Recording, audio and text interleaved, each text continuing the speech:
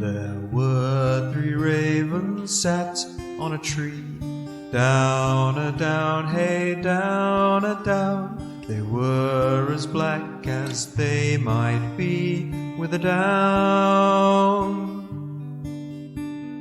One of them said to his mate, "Where shall we our breakfast take? With a down, derry, derry, derry, down, down." Welcome to Local Legends, a series of interviews from the Three Ravens podcast with remarkable people who have singular perspectives on England's folklore, heritage and historic counties. My name's Martin Vaux, and today I'm speaking with Sussex native, academic and director of the Chichester Centre for Fairy Tales, Fantasy and Speculative Fiction, Dr. Paul Quinn. Paul grew up in Sussex, going on to complete his doctorate at the University of Sussex, working on anti-Catholicism and the early modern stage. Paul has a wide array of interests, from Doctor Who and popular science fiction to the history of fairy tales, Shakespeare and his contemporaries, and the links between Catholic discrimination and magic. After completing his postdoctoral fellowship at Sussex University's Centre for Early Modern and Medieval Studies, he moved ultimately to the University of Chichester, where he teaches modules including fairy tales from early modern to postmodern and theatres of pleasure and theatres of pain. Moreover, if you visit the Sussex Folktale Centre website, you can get a sense of the scale of the work he encounters as editor of the centre's journal, Grammary. If you're unfamiliar with the word grammary, it's an Old English word coming from medieval French, meaning magic, necromancy, or occult learning. And if you look at past issues of the Grammary Journal, which has been running since 2012, you'll find all sorts of fascinating scholarly articles covering research into topics as diverse as English subjects such as Lady Godiva and Queen Mab, to classical tales like that of Daedalus and Demeter, to lively discussions of a vast array of European folklore, from Little Red Riding Hood and Hansel and Gretel to the Snow Queen, Rumpelstiltskin and the Miller's Daughter. Suffice to say, Paul is an interesting chap, and as someone who has spent most of his life in Sussex, he's very well equipped for this conversation, one which complements our series finale as released on Monday, answering one of the big questions about Sussex folklore thrown up in that recording. To learn more about Paul and his work at the Chichester Centre for Fairy Tales, Fantasy and Speculative Fiction, visit the centre's website at sussexfolktalecentre.org. You can find there past issues of Grammary, news, information about upcoming events, and lots of past articles well worth thumbing through. In the meantime, though, get comfy around the campfire for my chat with a local legend, Dr. Paul Quinn.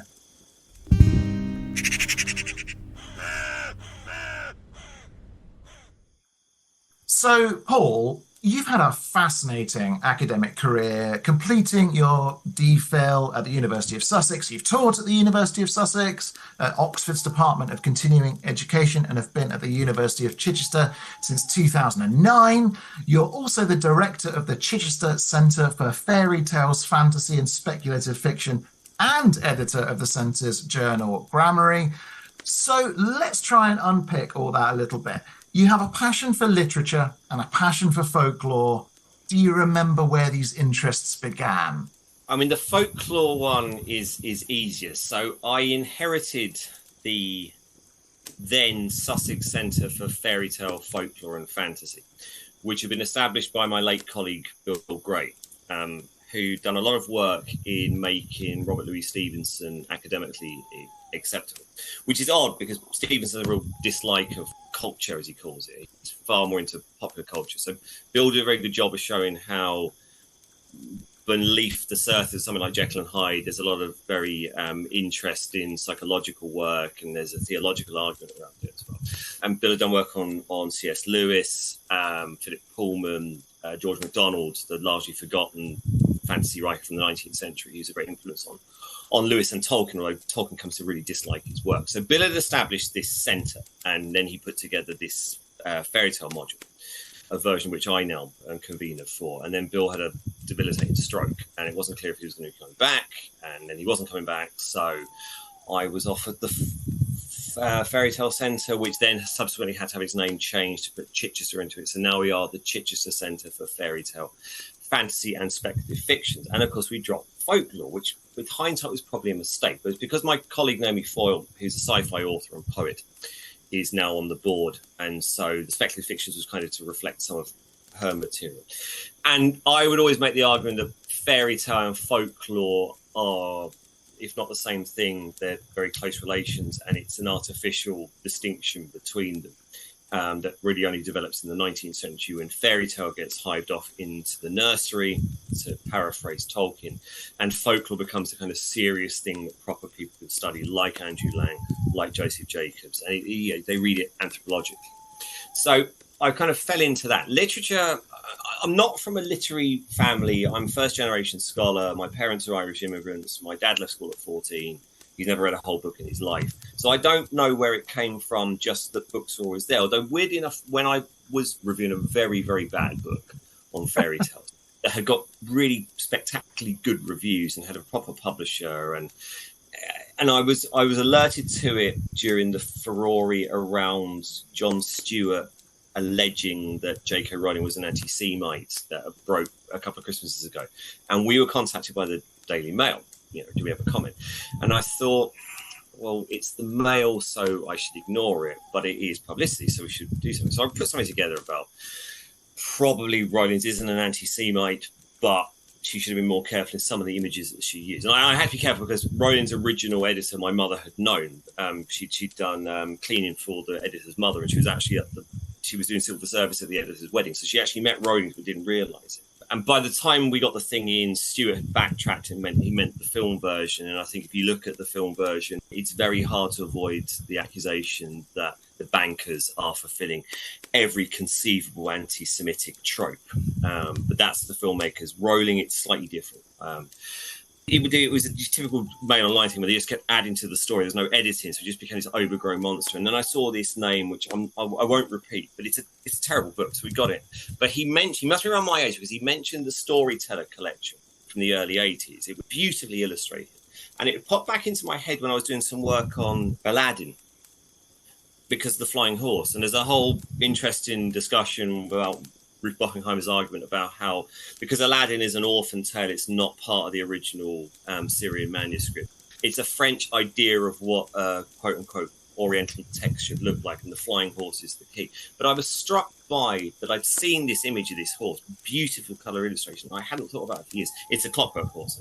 And so that was lurking somewhere in the background as kind of a forgotten memory and an engagement with these fairy tales. And so now when I'm coming back to this material, both for work, but also with my children, though I am a really terrible, tedious dad, and I, by and large, avoided fairy tales because they're so full of misogyny and rape culture.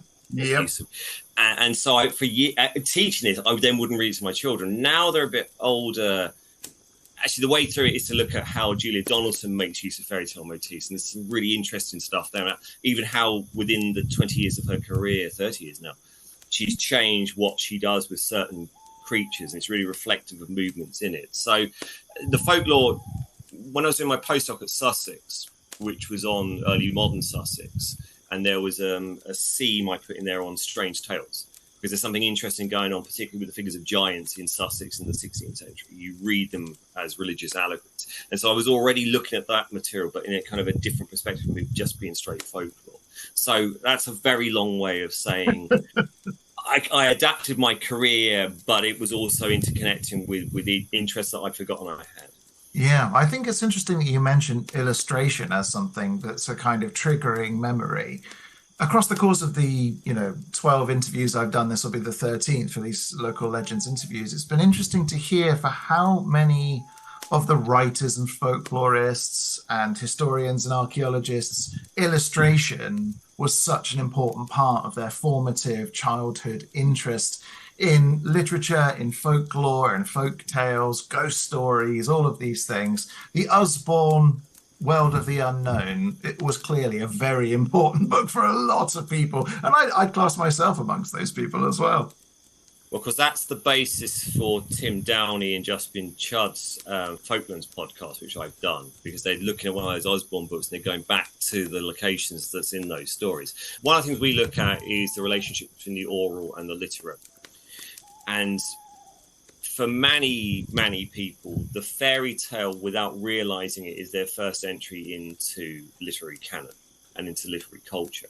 But because it's often told to them, you often are told fairy tales before you can read, and therefore you engage with them differently. And one way that you often engage is illustrations, because by and large they're for children, quote unquote.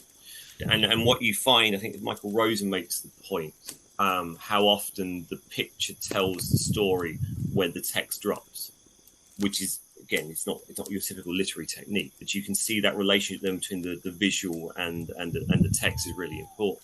So yeah, I think that's crucial. I think also because of the way we consume fairy tales and fairy tale-like narratives through film and through TV.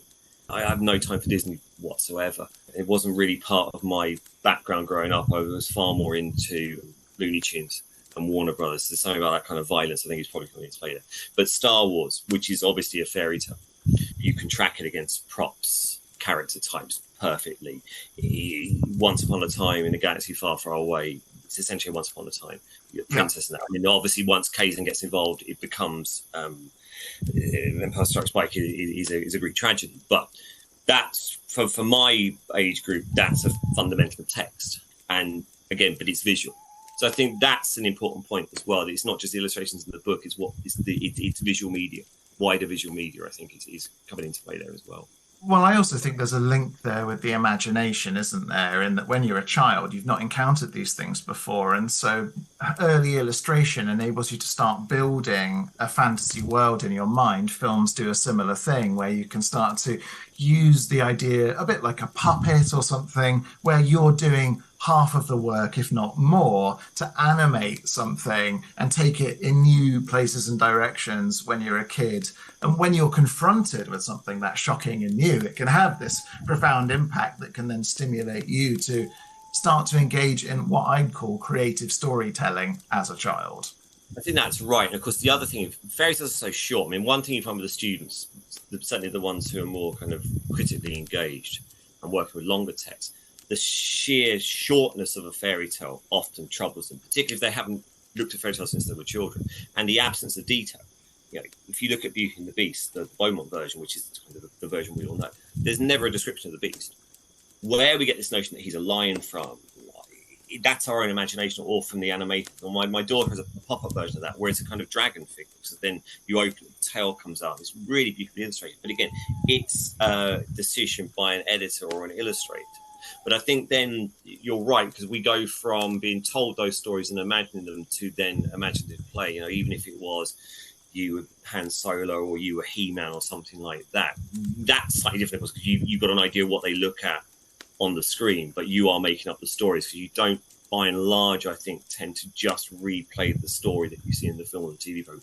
It becomes your own expanded universe. So in a sense, we were doing expanded Star Wars universes before Lucasfilms were doing them, or we were doing like He-Man before Straczynski was carrying on the storyline, or wherever you want to go with it. But yeah, I think that notion of the imagination and the child's imagination, I think it's interesting when you go back into the 19th century, how it's the child or the childlike reader that MacDonald is looking for his ideal reader.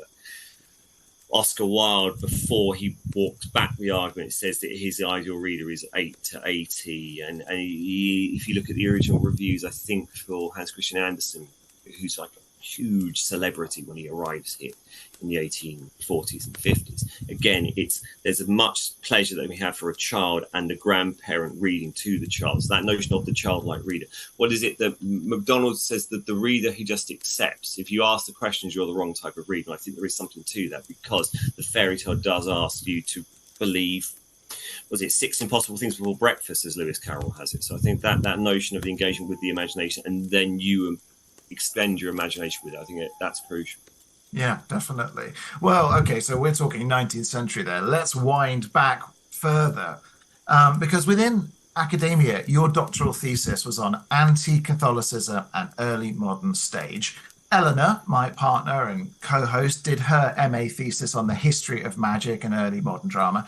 There is definitely a Venn diagram overlap, which we have seen time and again as we've been working on the podcast, between ideas of anti-Catholic sentiment and hocus pocus magic. And I was wondering if you might speak about that a little bit. Yeah, there's clearly a link there. I mean, when I was doing the thesis, I wasn't thinking in terms of necessarily magic, certainly not in terms of folklore. But now that essentially what I've been trying to do is marry up that material with this new material. Yeah, if you look at Samuel Harsnett, isn't it, who is eventually Bishop of Chichester, or Reginald Scott, these great texts against demonology or fairy or the fae. Harsnett clearly makes the case that folk belief is part of the old ways, that is the Catholic way, and that they have to be dismissed as part of the Catholic past. So you can see something like Hamlet is a text that deliberately goes. And so the temptation of Hamlet is always set in the medieval past. It has to be in the Catholic past because where is the ghost from? It's from hell. Well, if it's from hell, it can't be benign. Therefore, it must be from purgatory. The text tells you that, but that's difficult for a Reformed audience. By that point, probably 1600, that second generation of Reform. Purgatory doesn't officially exist anymore. And so there's certainly something going on there that you view Catholicism as a type of witchcraft. And so something to be dismissed, reviled, fought against. And I think it's to do with imagination and belief. So if you look at the generation earlier of anti-theatricals, they have a terror of metaphor, because metaphor, you can lie, you can deceive people. And what they want is that if you say something, what you say has to affirm with what you can see. The Catholic Mass asks you to believe that something is happening in front of you that you can't actually see. So the act of transubstantiation, the transformation of the bread, you have to believe that. For the whole type of Protestant, that's no good at all. And so the stage becomes like that. Because if you think about Henry V, the opening Henry V, the prologue asks you to imagine that when you see X number of actors with swords, that it's the clashing armies of France and England. You have to perform an imaginative feat. And so for the anti-theatricals, that's the same as at the Mass. You're asked to perform an imaginative feat and to believe something. So they get into this kind of frenzy. This is where the kind of frenzy around cross-dressing comes from. Because they've got this weird notion that if you put on female clothing as a young boy actor to play the female characters, you become female. Sort of strange, because of course they don't really understand gender. They certainly don't understand biology, because they're working on a single sex mode whereby the female body is just an incomplete male body. There's not enough heat there. That Montaigne story about the shepherdess who gets too hot when she's jumping over a stream and she splits and her penis descends, that she's been perfected. But then they've got this weird thing that if there's a man in the audience and he looks at the boy playing the girl, that he might fall in love with the girl, and that makes him gay, because it's the boy he's falling in love with. And it's kind of fetid imaginings. Or the account of the actor who was playing Nero, and he's so convinced he was Nero that he killed someone because that's what Nero was doing in the stage. So I think when you get something like Faustus, Faustus is a theologian, but he's a bad theologian because he misreads the Bible. There's a kind of a whole parody in that opening of Faustus about bad scholarship. So there's something on about humanism. But Faustus wants it both ways. So you view Faustus as kind of monstrous, demonic figure, but then he goes off and he goads the Pope. And so Marlowe, because he does this across the 7 extant plays, which is not in Dido, but it's in the others, he forces you into a position where you're backing the figure that usually you would dislike. So Edward II, with his favourites, probably homosexual, but his opponents are Catholic Church, Spain and France. Therefore, who do you back? Tamburlaine. What's Tamburlaine's great sin? What does for Tamburlaine in the end? He burns the Quran. It doesn't matter when he's cutting a swathe across Christian Europe. Or Barabbas in Jew of Malta. Is it fine when he's been abused by the Catholics? Probably. Is it fine when he's then killing Catholics and Muslims? That's fine as well. So you're put into this weird position. Marlowe is kind of goading people. But this kind of concern around magic is clearly a reflection of a new culture which is textual, single text. Everyone has to have it read to them. Visually, you could go to Fox's Acts and Monuments, where the woodcuts are such a crucial way of telling the story. But again, that book is chained up in cathedral. It becomes an official religio history, and it's a kind of a rejection of the fantasy. Here is a concrete account of what was done bodily to the martyrs. Here is the book which you have to believe. Even you can't see it. You think about whitewashing. They remove illustration. It's this kind of cutting down of extraneous imagination. Whereas folklore is rarely written down in this period. You only get that kind of vocal recording in this country in the 19th century. They're very behind with it. That's why Midsummer Night's Dream is so important, because it looks like a kind of receptacle of various folkloric beliefs. And Shakespeare's in the right part of the country, of course. If you imagine a figure in London, they're not going to have that wealth of material. Whereas for Shakespeare, Catholic family background, certainly on the mother's side, less clear on the father's side. In fact, there's been research there, but certainly in that rural environment, he's got contact with a surviving folkloric tradition, and crucially, it's the faith. Okay, so one of the modules you currently teach at the University of Chichester is fairy tales from early modern to postmodern, which sounds absolutely amazing. So tell me, what kinds of things does that course fold in? Because fairy tales don't quite start in the early modern period. We have their roots in classical mythology and early Christian texts, places like that. And our perception of what a fairy even is has changed a huge amount over time. So that module, when I inherited it, started with Straparola and Basili. So Venice in the 16th century and Naples in the 17th century. I assume Bill's thinking was that that's where you can point to literary fairy tale, but even that I think is problematic. I think what Zipes tends to do is he takes some of the big narratives that you can see in the Grimms, and can you see versions of them in Straparola, and therefore it's fairy tale. I think Basili, it's clearer. Something like Cinderella Cat is clearly a version of Cinderella, but I've extended it. So there's still a census survey about it where we do go from Venice forward, but it starts really with a kind of general week on fairy tale. We look at Tolkien's on fairy stories, because Tolkien is maybe the first great theorist about fairy tales. But he's not really interested in fairy tales, and everyone who knows that lecture and that essay, he's quite prescriptive of what is and what isn't. He doesn't like dream narratives, for one thing. He'll take a dream narrative in the medieval text because they work in a different way. He doesn't like animal fables either, which would rule out Puss in Boots and things like the Three Little Pigs. And then we look at three versions of Red Riding Hood. So Perrault's, where she doesn't escape, which often freaks out some of the students whose parents have clearly only told them the Grimm's version, the Grimm's, and then Angela Carter. And then we look at the 8th century Chinese Cinderella, because that link there between foot binding and that particular story, there's clearly some resonance there, just to get an idea about these tales that are often predate the versions that we know.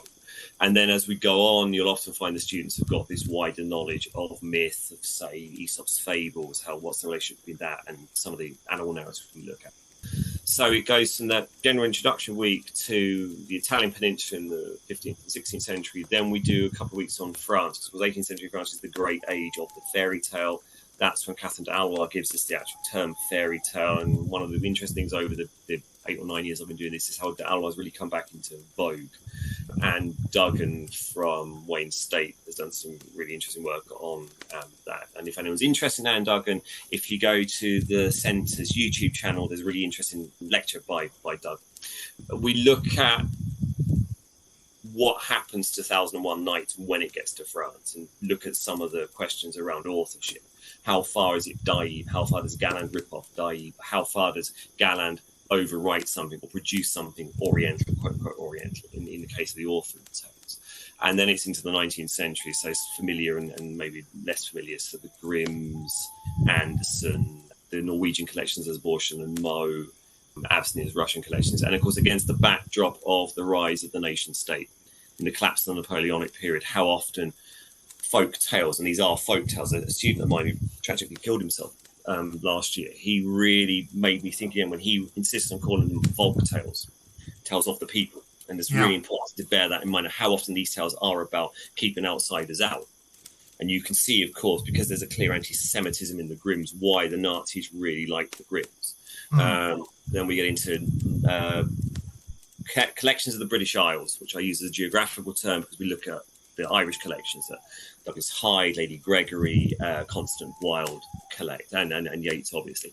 But of course, those tales are very different to what you find being collected in terms of fairy tales by Lang and Jacobs, because you still that sense in Ireland, even today. That's my background. I knew growing up far more Irish kind of folk tales than anything from Sussex. That sense that the fae, the fairy, they're a lived experience. They're still much closer to something that you might come across. So, if you look at something like Jackie Ray Healy, the kind of otherwise ludicrous cliche of an Irish TD, objecting to a road being built because it would be knocking down going through a fairy road or going through a fairy well. And that sense of this isn't true, but it was true, or it still is true on one level. I mean, we see it with my mother. My mother absolutely convinced that I'd seen a ghost one night, and it was the ghost of her neighbour when she was growing up 50 years later because of something she hadn't done. Hadn't brought back some holy water from a shrine. It's a weird combination of ghost and Catholic belief, and they just kind of met together in a way you wouldn't necessarily find in this country because of post-Reformation.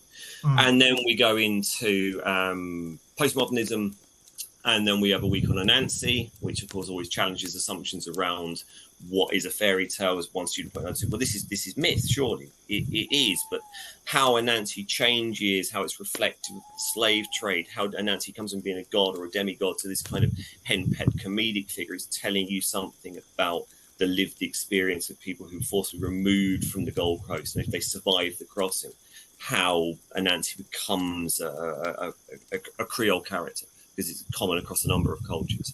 And we do Japanese and Chinese fairy tales, which the students really like. Wow. Yeah, I bet that's really exciting. Because I'm very interested in, I guess, as we emerge from what people used to call the Dark Age and what we start to get written down in things like the Matter of France or the Matter of Britain, and how you get this idea of the fae blended with ideas of the demonic, the other, these strange creatures that exist on the fringes of life in liminal spaces like, caves and caverns and on coastlines, places where there are perils and danger, and how the record we have of how people think about all these different ideas, like fairies, it's very spotty. It sort of flares into life here, flares into life there, but it's not like we can put together a narrative that really makes sense, leaving all this room for interpretation and reinterpretation and for writers to pick up and play with these ideas over time. Yeah, I mean, I think, again, it comes back to this question about the oral and how far these tales are often the products of quite small communities that are cut off, and the tales you tell in the night, or they're tales that explain geographical features, or they're tales that warn, or they're tales that explain. And once you get mass movements of people, once you get urbanization, once you get mass transport, there's a sense in which that starts to break down. So Sussex is a good case in point, because I'm from the north of the county. I'm born and reared in Sussex. No notion of Sussex folklore as a child.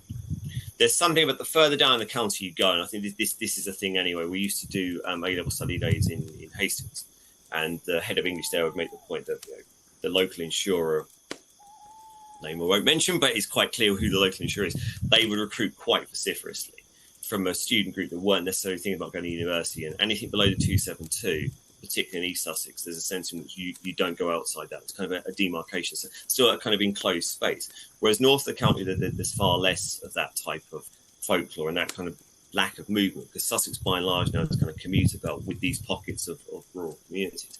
And what's interesting is we tend to think about the folk tale as the preserve of the working class, the non-literate class, but how far it's now become the preserve of the middle class because it's been codified, written down. It's the type of thing that you wouldn't necessarily have in your house if it was a non-literate household. Crucially, of course, as a migrant community, because pockets of Sussex now, you've got large new communities, how far those communities can engage with a folklore that even people born in Sussex or two generations in, it's not their story either. And so this patchiness I think is reflective of how their community stories. And so it's very hard to have a unified vision of the fae. Because for one thing, you've got to get over the notion of what a fairy is. And so often my idea of the fairy is it's Tinkerbell. That's fine. So diminutive and small. But Tinkerbell isn't an entirely benign character. She's jealous of Wendy, for one thing. So that sense of the potential for malevolence in that figure is still there. But then we get over, well, it's for children. Who believes this type of thing? What people used to believe in, so they behave as if it was real. And you still have this kind of sense of, we might believe in that, we might believe in that, or if nothing else, is how you describe it. You get into Dorset, though, or Cornwall, far greater preservation of that type of folk belief, particularly around giants. But it's partly because it's tied up with the tourist industry.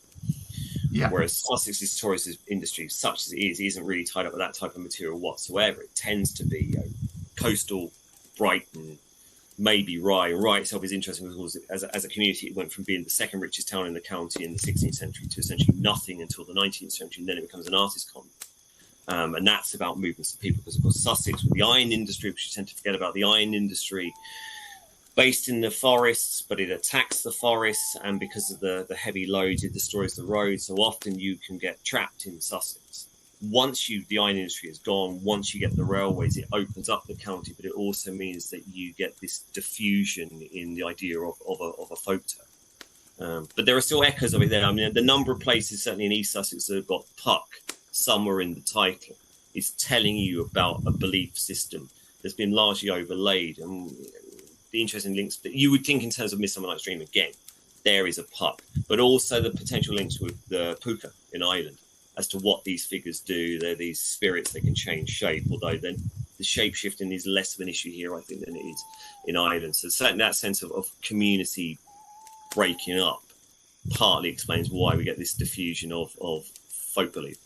Well, I think it's very interesting what you're saying about the Volk, the folk, the kind of national identity and the defense of a not necessarily a nation, but a region and a community's idea of itself and the stories that it has. Because, of course, if you start to throw around ideas about what a fairy is in different areas, you can get quite violent reactions against generalizations. And I think, Sussex was, as you mentioned, this quite isolated place for a really long time. Certainly through, as you mentioned, until the improvement of transport links, it was quite a kind of murky county, and not a lot of people went here. It had a kind of homogenous culture as a kingdom in the same way that Cornwall to an extent did, and yet there's going to be these trade routes by sea, which I imagine are transporting minerals and ideas and stories along the south coast. So I think all of that ties together in a really interesting way.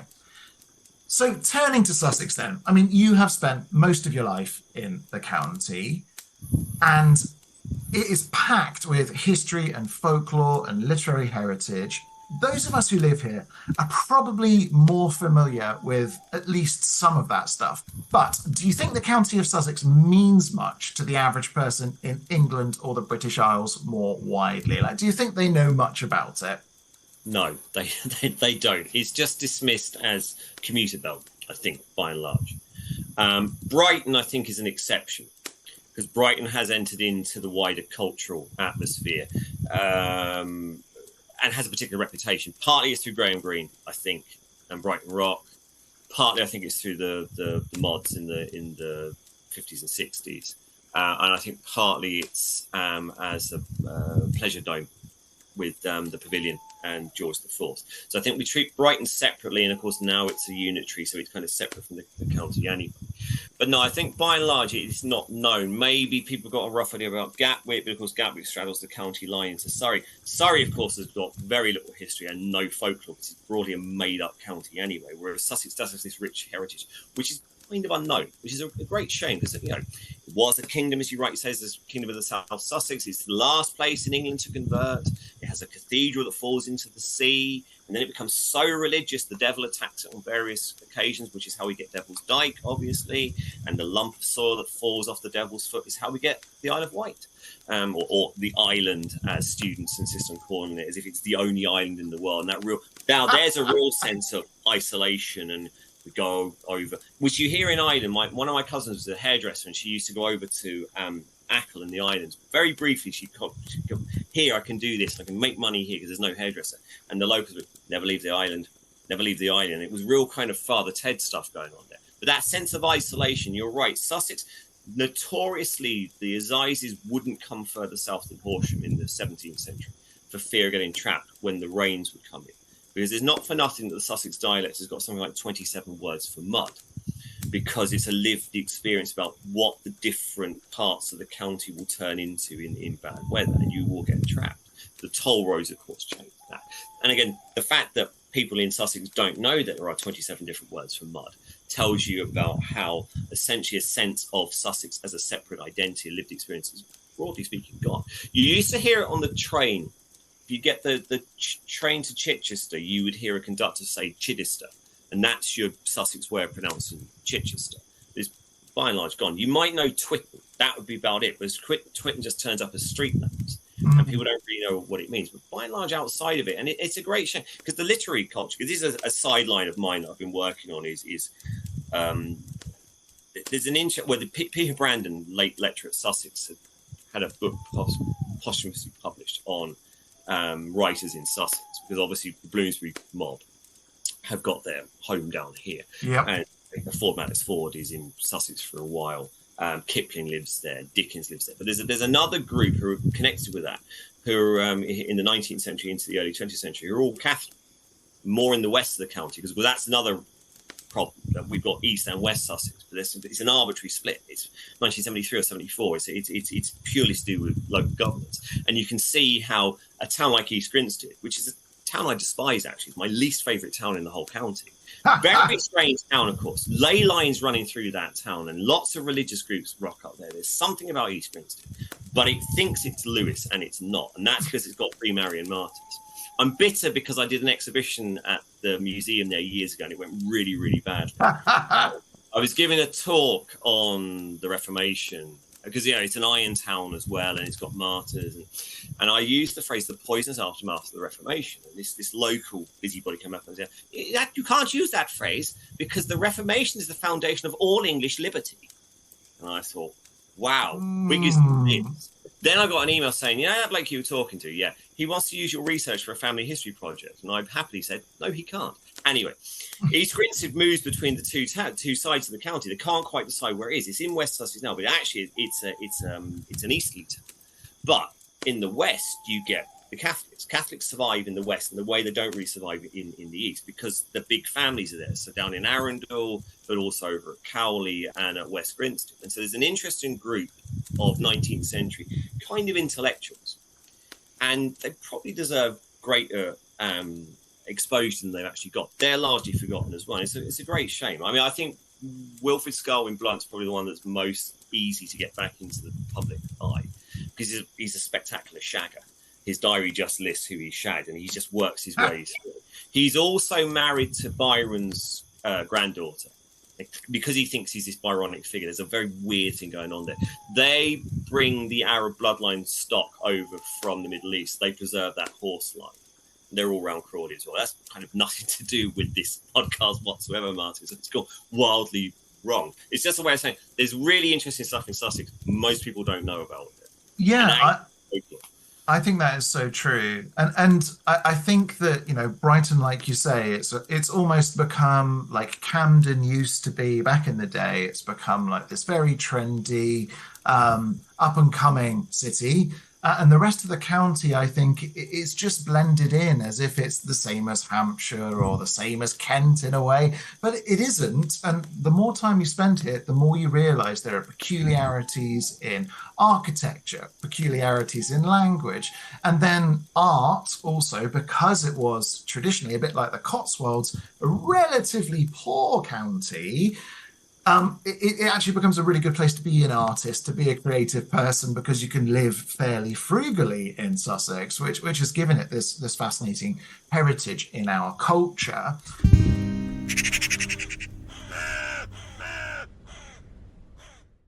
And so across the series of local legends interviews I've been doing, I've asked people to try to describe the county that we're talking about to listeners, particularly for the benefit of those living outside the UK.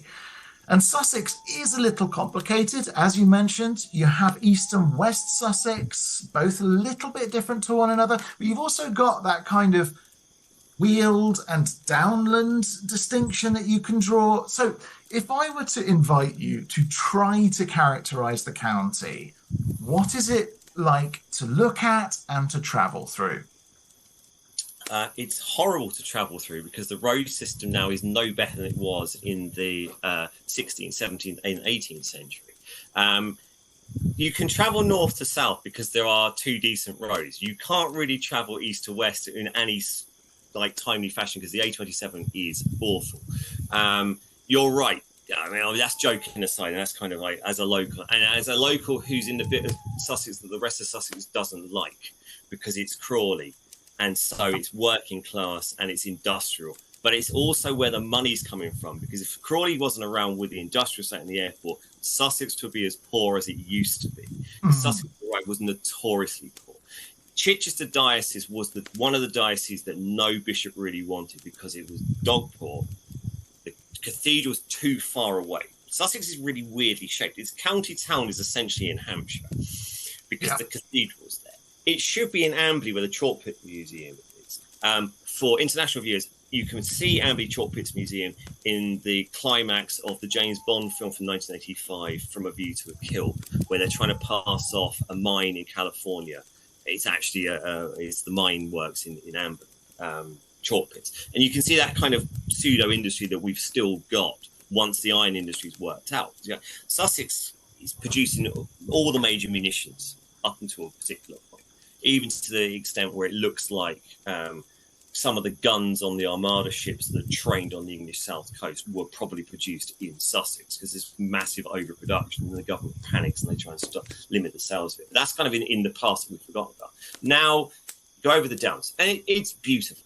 You come up onto the Downs there around Chancery Ring, stop to try and summon up the witches, and you can see why Hilaire Belloc loves Sussex so much. You can see why Scar and Blood tries to write about it poetically, but isn't as good as Belloc, because you go up there and you've got the Downs rolling away. You go further down, you've got the sea. It's not great land though, of course. It's always quite sparsely populated because it's chalkland. Once you're over that side of it, Seafood Sassoon is another one who writes very well about Sussex. He's over close to the Kent border. He hunts around there, and of course there's better land over there as well. In terms of what it's like, it's lots of small towns, which are all very nice.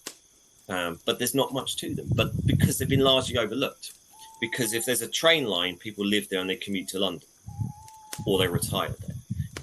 So my uncle is still in the building trade and he's working down in Crowborough at the moment. It's a big estate and they can't sell it because they've done nothing with the road system around it. So if you're going to move down there, you can live down there, but there's no industry around there. So this is kind of cobbled together economic system, or we've still got in this country, where let's build that if we can, but let's do nothing around it. And people will move there, but because there's nothing for them, they won't stay there. They'll just come back and sleep for the night. So they won't engage with the local area. They'll never learn what the history of the place is. And it's a great shame because you've got dragons, you've got renegade priests coming up the rivers, off the boats, you've got saints, you've got martyrs, you've got the notion of Sussex martyrdom as well, of course. In the 16th century, where is the kill zone outside London? This is where the Reformation, this is where the Counter-Reformation makes its stand. This is where it tries to stamp out heresy. 252 people. And that long memory of those burnings is still haunting the county, particularly in Lewes, because if you're thinking about what the wider community, wider country knows about Sussex, they know about those Lewes bonfire celebrations, but they don't really know what's going on there because it's indicative of the deep history of the Reformation, but also 19th century concerns around the return of Catholicism, which really triggers them in this county because you've got a very hot Protestantism in the east, but also in the east you've clearly got linguistically the remnants of pre-Christian culture around that figure of Puck. And so there's a really interesting clash going on there within religion, and then between religion and what for the religious would be deemed to be non-religion or native religion or pre-religion. And so this deep history is running through this county, and you can feel it if you stand in certain places. Now, when I was doing a podcast with Tim Downey, we were looking for the Knucker Hole. Yes. And it became a farce because the Knucker Hole now is just essentially a big hole in there. It's not even that big a hole. It's just a puddle. But somebody's put this way marker up of what they think the Knucker looks like. And it's like, well, it's good that you've marked it, but in marking it, you've turned it into something else. You turned it into a tourist trap. And it's this kind of balancing act that you find everywhere. How do you preserve this local law, local history, local culture? How do you engage with it? How do you get people involved with it without turning it into just something for the tourists? And that one's not a great example because actually there's no road down to the Waymark. Clearly they got money and they put it up. But then Binstead, which is where we were looking for the Knucker, because there were two places most associated with the Knucker, and Binstead's one of them. The other's up at Lyminster because of the tomb in the church. What's interesting there is you get other local legends over on top of it. So there's a pond there with a statue of the Virgin Mary. Oh, is it some Marian shrine? No, it's very recent. A woman put it up to her daughter, but it's become part of a much wider local legend.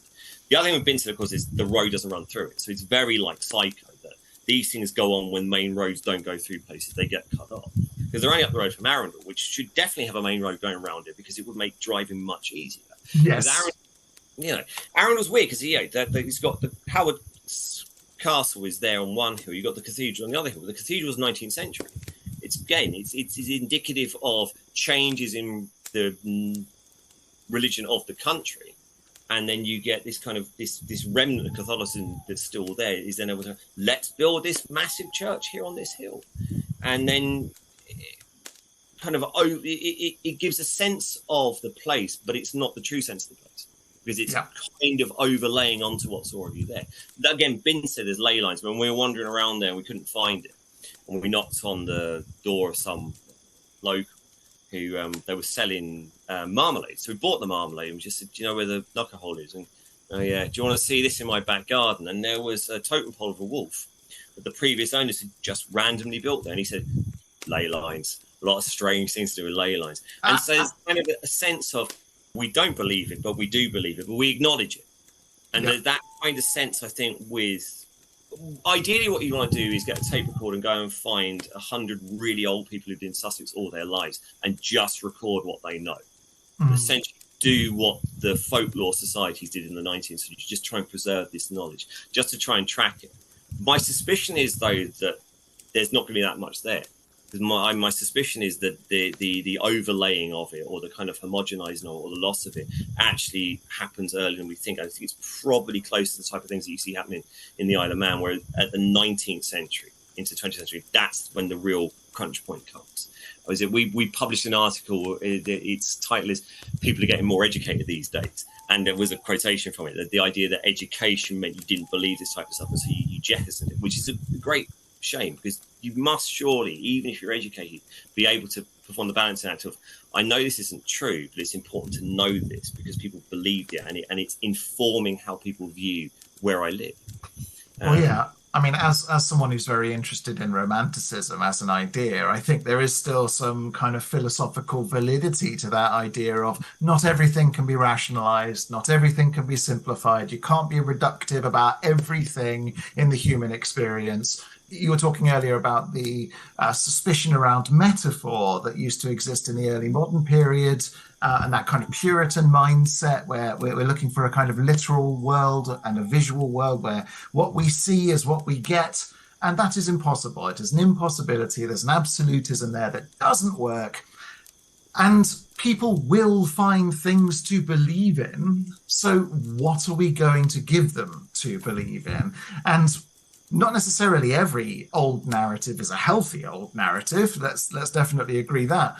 But when you talk about something like the Lewis bonfire, like I'm from the Southwest. That's where I was born and kind of raised. And, you know, down there's the Ottery St. Mary Tar Barrel Festival, which is a very similar thing. You know, you've got 40 to 50 people taking out old muskets and hand cannons and literally shooting Guy Fawkes, and, you know, festivals of fire and that reaction against rage. And everyone can point to the Ottery St. Mary Church Tower where there's still a musket ball shot by Oliver Cromwell, allegedly. And, you know, through people like Coleridge and through lots of these writers, you get this celebration and revival of, hey, there's mystery out there in the world. And I do wonder if some of the malaise and dissatisfaction a lot of people are feeling, it seems, with modernity, however you want to define it, might be that we are perhaps being encouraged to believe in icons that aren't very useful or helpful.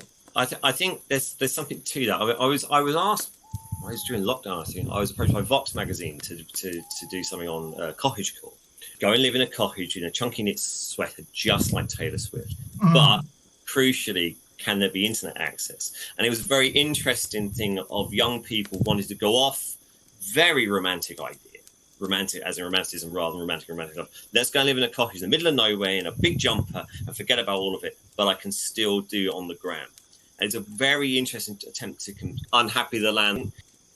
Something these moments of crisis. Is it to believe in? I mean, I'm that has no heroes. No, unhappy the land that needs heroes. That sense of you need to look outward. But I think there is still that sense of needing to look out, or just back to stories. I think what do we tell stories about? And one of my students said, "Well, there should be no new stuff for about 3 years. There's too much new stuff at the moment." I think there is a sense of being overwhelmed, and so there is something attractive, I think, about the simple narrative. The folklore narrative, even if it's part of a wider epic or it's clearly an echo of something that was part of a wider epic, because you can always close the book and go and come back to it. And I think there is that sense of looking out, go out into the natural, go along the downs, and to tell a tale about the downs, or to be told a tale about the downs, which then puts you in contact with someone who's no longer there, but they survive through this narrative, or the narrative survives through its repeated telling. It might change. It's a difficult act. We had a book about Sussex fairy tales to review, and it was a weird thing. It's clearly designed for children, but it wasn't really Sussex anyway. It was East Sussex, and a lot of Brighton based, and a kind of awkward combination of clearly traditional tales, but they were trying to update them. So very odd things going on. It fell between two stools, and it almost felt like you needed footnotes, but it wasn't a book for footnotes. But without the footnotes, you couldn't say what you were doing, and then why you put this weird stuff into it as well. So things like trying to talk about Peacehaven in the 19th century. Well, if you know anything about Peacehaven, it doesn't exist until 1917.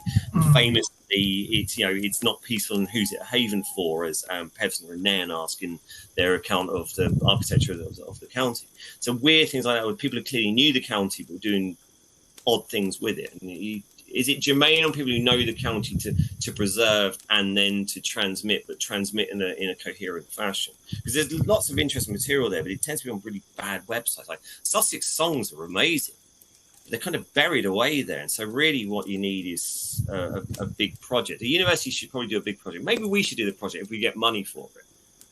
But then, of course, it's a question of, are you just telling white people their story? How do we engage the Filipino community, large Filipino community in Hawley and Crawley now around the airport, around the Crawley now, because it's got the hotels, because of government policy, we've got large numbers of refugees. And if they stay, how do we engage? How do we tell the tale of where they're now living? But how do we then engage with their tales? So something I've been kicking around for a long time is, if you've got a settled community and they tell the same tales, does that become a Sussex tale? Right, yeah. We've got the folklore map that's there. We dine out on that folklore map. It gets us noticed. But is there now an occasion to add new pins to show, here's a story that one of the new communities is still telling amongst themselves? Because stories, as we know from the 19th century, what's the argument for how do stories transmit? They're of the people, but then how do you account for the same story type turning up in wildly different places? And it's trade routes often. You talk about trade along the coast. Why do you get a story like Moulin turning up in France and coming via Venice? It's a trade route. Surely that's how it's.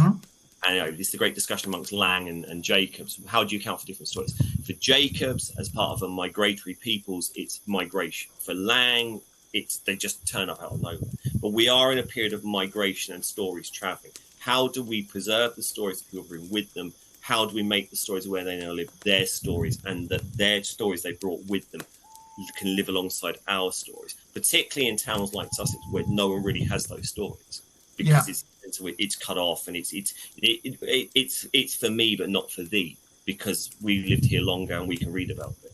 But that's not what those stories were originally. They were tales to tell amongst each other. And you can see that in the kind of democratic drive in Sussex. The Knucker is a very good example of that. The two accounts of who kills the Knucker. One, it's a knight who comes back from the Crusades, and it might be St. George. The other one is just some local lad called Jack Putter, poisons a pie, kills the Knucker, and then goes for a celebratory drink, wipes his hand across his mouth. He poisons himself. But it's that notion we won't be dropped, which, because the other thing people tend to know about Sussex is its motto is we won't be dropped. You can see it there as well.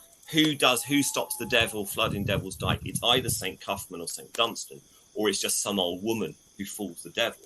And so there's that sense of, there are two versions of this story. One, it's the saint or it's a knight. Another, it's just some lad and he can do it for you. And you could be that lad, but we've got to tell you the story.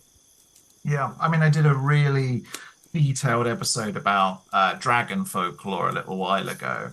And the way dragon folklore works is very often some kind of civilizing force conquering some kind of chaotic force. And we see that repeated time and time again. And there is no coincidence that the Norman invasion takes place. And then we get this plethora of narratives of knights and nobles and better than these who come in and conquer and slay dragons, representing, you know, all kinds of wildness and pagan concepts. And we also see the similar thing with giants, of course. You know, you've alluded to giants in Sussex. The devil grows out of a lot of that giant folklore. So I think it's very interesting to look at those repeated narratives to try and see, like, who's telling this story? What's their agenda? If it's Geoffrey of Monmouth, it's probably different to the chap who's sat around a campfire enjoying a jar with his friends. And those adaptations of stories are really, really important.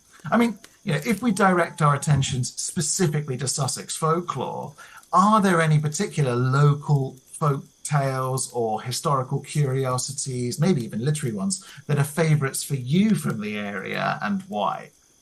I mean, at the moment, I'm very taken with the Knucker. Having done some work on it for that Downey podcast, and my PhD student is working on flying beasts, and not clear the Knucker does fly because, of course, it's a water dragon. But I think that sense of how those underground pools become the location for these figures, and so very geographically specific there, Binstead, Lyminster, and along that section of the Downs, and different therefore from the Sussex Serpent up in St Leonard's Forest, which of course is connected to the legend of St Leonard. And so it has that sense of it's not just about Sussex. Also, that's a literary text. The Sussex Serpent is there in that text from 1614. I've shown it to school groups before, the image of the Sussex Serpent. A-level students. So you have one day, the two boys, clearly they just hung around together, really into Game of Thrones and fantasy, and so they really got into the description of this dragon. I showed it to my daughter's class when they were doing a project on knights and dragons, and they were going down to Arundel Castle. And one boy went, it's like a crocodile. And I think that's interesting, because is it something that came up the river? Because at that point, the rivers are far more navigable, so you can move up from the coast. Is there a saltwater crocodile that gets up into them woods and someone sees it? You explain it like that. The Knucker's harder to describe, but you can contextualize it in wider literary history, because, of course, Knucker, Nicker, it's Grendel in Beowulf is a water dragon. But Knucker, Nicker, Old Nick, it's to do with the devil.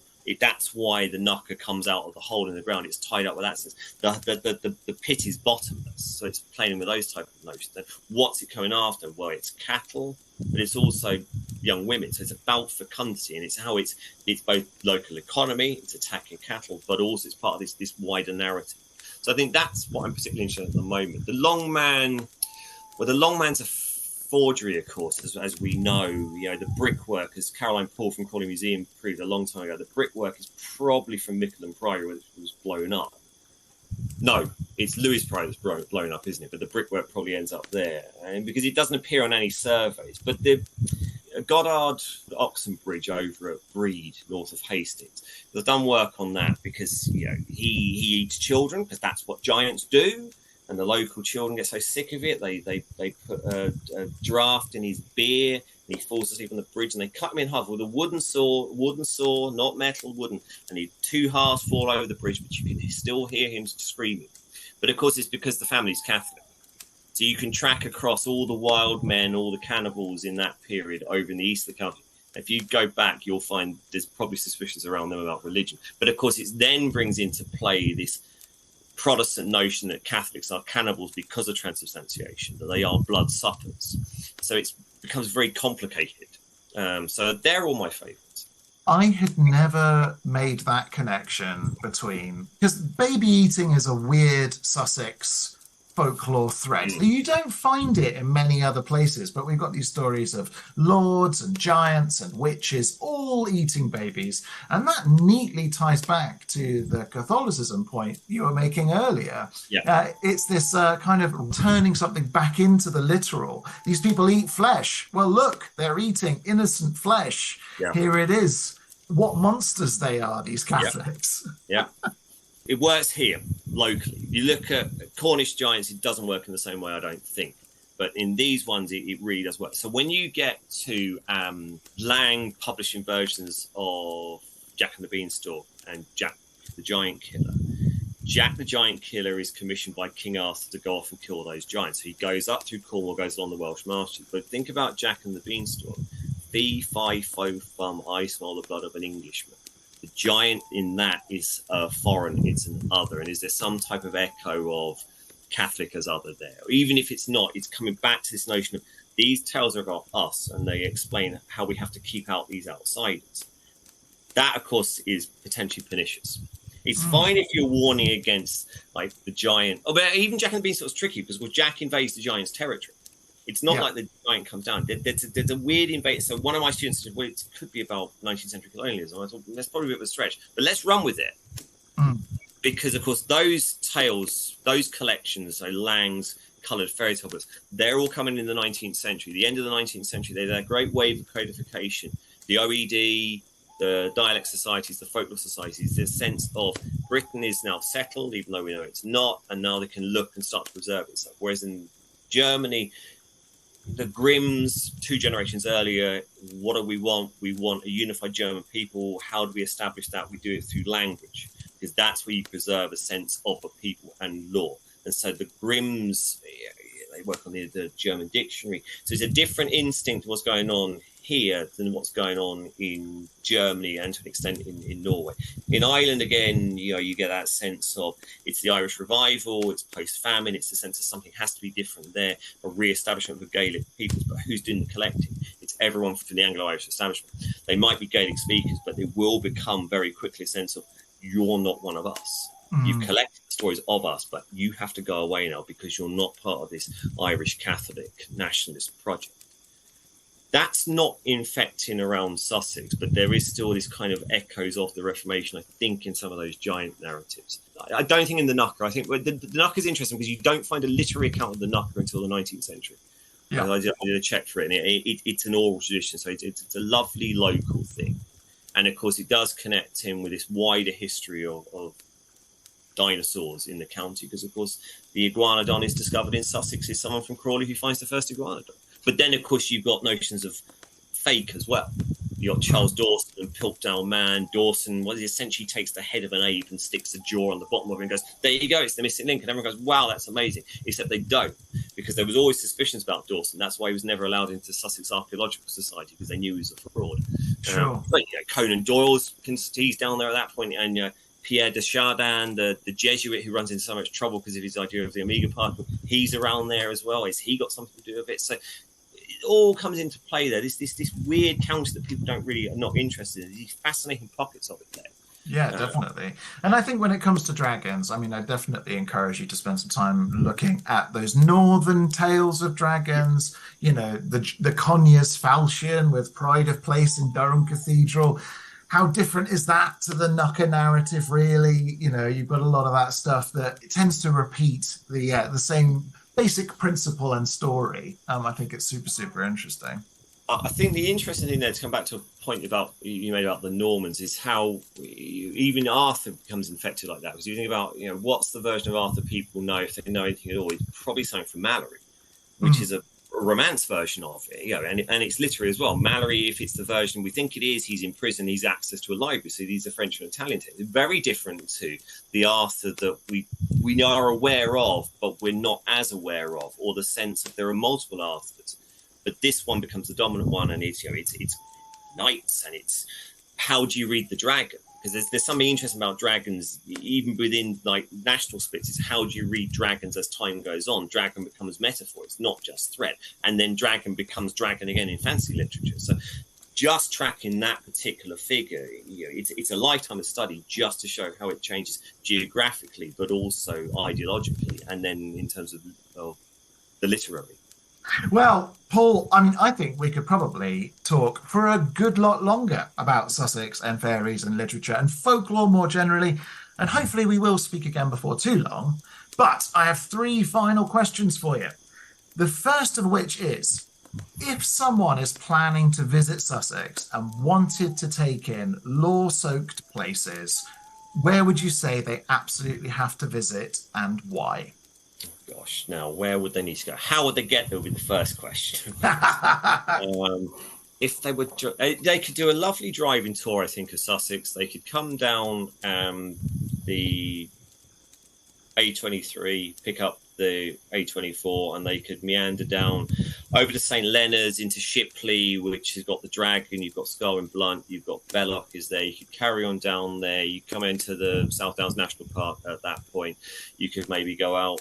So you could either go left at Washington. You could go down to Stenning. You might find Julia Donaldson because she lives down that way. Go see what's left of Stenning Castle. If you went right, you go to Amberley Chalk Pits. Bring you up onto the Downs. You go past the Georgian Dragon, where Charles II may have stayed. You could just take in, as you go up that hill, it's awesome, that kind of, and then the dip down into the valley. Go down to Chichester. Chichester Nova Museum is a lovely museum. You could just wander around Chichester for the day, because Chichester is an interesting town about how you get these gradients of history. You've got the cathedral, the Roman walls, you've got the building that Elizabeth I stayed in, which is now a jeweller's, you've got the 18th century houses that are built up. You could come and see us at the Fantasy Centre, except it's not a physical entity, it's kind of more of an idea. Or go to the CFT, it's a great theatre there. Or you could go up to Parham.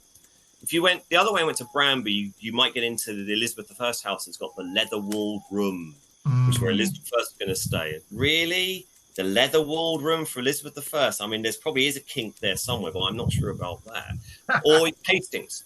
You could get the train down to Hastings. Hastings is an awesome place. It's UMP, I think it's Jonathan Donamore's daughter. Art gallery there is lovely. Logie Baird had done work there. Lewis Carroll lived down there for a while. George MacDonald is there. That's where he meets Carroll. Go along the front.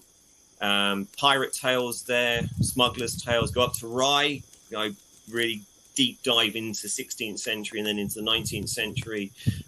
Maddox Ford's house is up there. Henry James's house is up there. Of course, James not afraid to touch on the strange, the weird, the kind of fairy tale. One of my students is making the case that Portrait Lady is a fairy tale. I think he might be right about that. So all of these on trains. The train, you can get down to Hastings on the train. Then you'd have to go up to Rye there. So I think any of those would do you. If you didn't just want to go to Brighton, you could just go up onto the Downs from Brighton, go down to Lewis. Maybe don't go for the bonfire celebrations because it's crazy and you won't get in and out, or do go for the bonfire celebrations. But if you are driving, you could go along, look at the Long Man, go into Lewis, Chanterbury Ring out the other side, although it is literally just a ring. But you could essentially just get your map, pick one of the conurbations, draw a big circle around it, and you're going to find something to enjoy. So one of the things I find so interesting about the county is everywhere you go, there are stories, there are folklore, there are weird things. Most of the little towns and villages have a great museum. It is one of those counties where kind of wherever you go, there is stuff to find. I must put a shout out for Crawley, actually. Here I am. So come to Crawley. Bosie is buried in the Friary graveyard, so you can go and see Bosie's grave. And, you can either be very nice about it, or you can be really horrible about it, depending on where you fall in that split. That's a fascinating graveyard because Skull and Blunts are in there. There's an Irish nationalist buried in there, Frederick Ryan. Let's see what else we got. The museum in Crawley is really good as well. It's a local museum. It's run by volunteers. It's really, really well done. And then out from Crawley up to Tilgate Park, which is one of the great local parks there. Lovely animal parks. I mean, there's nothing folkloric about it, but you could have a wander around the woods. I'm just putting out the plea there to visit, to start Crawley as your entry point into this county. I mean, I appreciate you making the case. I reckon there's a lot of people from Sussex who'll be going like, yeah, really? Come to Crawley? Come on. Yeah, okay, second to last question. What's one thing about Sussex, a piece of lore, perhaps a tradition or misconception, or something you just think is important to do with the county's historic legacy or culture that you would like people to take away from our conversation? No one should put raisins in banoffee pie. I've seen it done on the telly. It's an abomination. It is the great Sussex dessert. Sussex pond pudding is a more acquired taste because it's got suet and a big lemon in it. But banoffee pie is of Sussex and it is awesome. But in all seriousness, very, very niche. Very, very niche. So I've referred with tedious length to the 252 people who were burnt during the Marian Marston. I think I may have erroneously said they were burnt in Sussex. They weren't. There are 30 odd burnt in Sussex. The most significant one in Lewes is Richard Woodman, because we know more about him. Woodman is partly burnt, not because he's a Protestant, it's because he's fabulously successful iron maker, and a lot of the local Catholics are all involved with the industry. And I think they set him up to get rid of him because they want to move into his territory. That's How really interesting. Yeah, but it's not boring. That's pretty interesting, because when we talk about persecution, we can't often make it as simple as it's about a religious issue. As long as you're an establishment member, exceptions can be made. It's an excuse to get rid of people you don't like, basically. Yeah. Yeah. And the other one, the dragon in St. Leonard's Forest might be just to do local rivalry as well, because there's a family called Dragon living in Shipley. So it might be that it's a metaphor for that family. Or it's a shaggy dog story. As Andrew Hadfield at Sussex has argued, because the story comes down from London and it's travelled up by word of mouth, it's probably just a shaggy dog story. Nice. Okay, last question. If people want to learn more about the history and folklore of Sussex, where would you recommend they look? You have to get Jacqueline Simpson's book on Sussex folklore. It's the book everybody goes to. So when I met Tim Downey and Justin Chubb that day, I drove past them and out the window said to them, "Are we knuckering, gents?" And there they had a copy of Simpson. It's the go-to book. Now, as ever with these things, I mean, Jacqueline Simpson is still alive. The secretary at work can contact her, but she has to go via her next door neighbour. They just go and knock on the door. It's an old book. No, it's never really been better. But as ever with these things, it's often the case of she's read it or she's been told it and writes it down. So there's a lot of material there. If you're looking at more academic work, Sussex Archaeological Collections Journal from the 19th century up till today is available. Some of it's available online. I'm not sure all of it's available. Their reading room is in Lewes. They're a really good organisation. If you're more interested in the religious side of things, then Manning's book on early modern Sussex, I think, is still available. And Malcolm Kitch, who used to teach at Sussex, he certainly did work on it. And Brandon's book on Sussex writers, which is available from History Press. So they're all some recommends. But if it's specifically folklore, it's Jacqueline Simpson.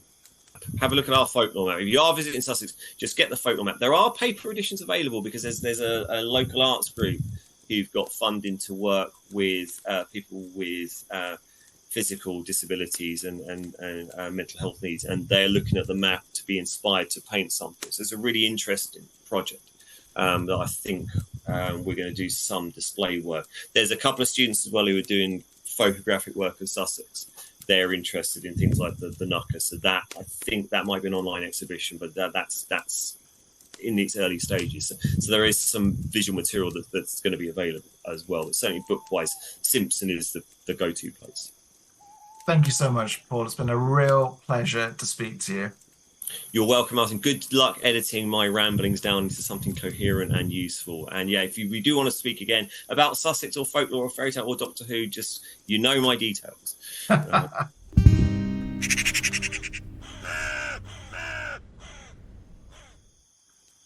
So there you go, Dr. Paul Quinn, a fascinating chap whose love of Crawley is but one of many mysteries swirling about within his orbit.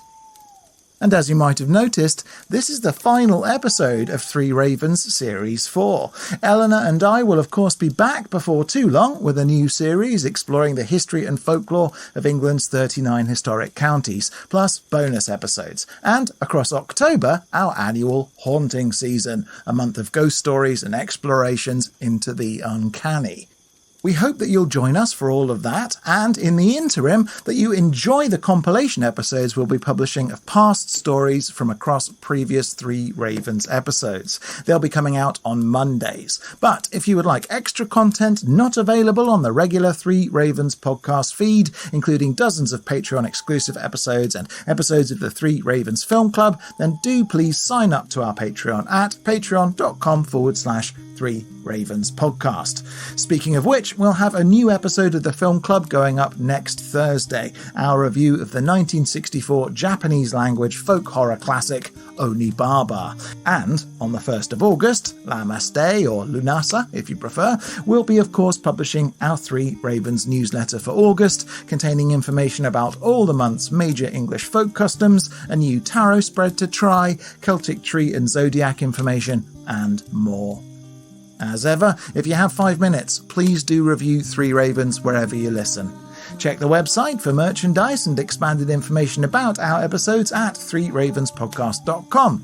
Email us your own local folklore or entries to the Three Ravens Ghost Story Writing Competition at threeravenspodcast@gmail.com. 3,000 words maximum, please. The contest closes tomorrow, Sunday the 21st of July, and do join us in all the usual places on social media. Facebook.com/Three Ravens Podcast, Instagram at Three Ravens Podcast, and on Twitter at Three Ravens Pod. And to chat with other lovely Three Ravens listeners, please join the Three Ravens Podcast group on Facebook. To learn more about Paul and his work at the Chichester Centre for Fairy Tales, Fantasy and Speculative Fiction, do check out the Centre's website at sussexfolktalecentre.org. And otherwise, thank you so much for joining us for what has been an epic series of Three Ravens, including Patreon exclusives and the compilations to come. It will be nigh on 50 episodes long, and we have loved every minute. Why? Well, because of the great company we've enjoyed, and because the Three Ravens community has boosted us and encouraged us and gronked along with us as we've gone. So, thank you, and speak to you soon. In the meantime, though, while our local legend has gone that way, we'll go this way. And remember, don't whistle until you're out of the woods. Our theme song is the traditional folk ballad Three Ravens, performed by Eleanor Conlon and Ben Harbour, and our logo is by Ollie James Dare. The Three Ravens podcast is a Rust and Stardust production, written and produced by me, Martin Vaux. Thanks for listening. God send every gentleman, such hounds, such hawks, such leman, with a